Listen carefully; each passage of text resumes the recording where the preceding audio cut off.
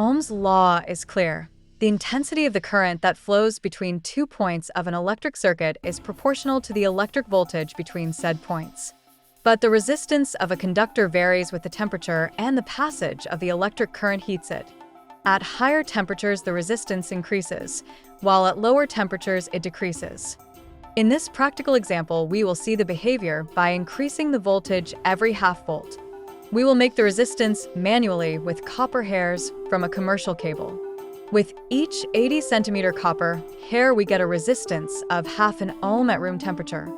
We repeat the process 8 times, getting a total resistance of 4 ohms. We apply voltage and note the amperage values. We calculate the resistance by dividing the volts by the amps.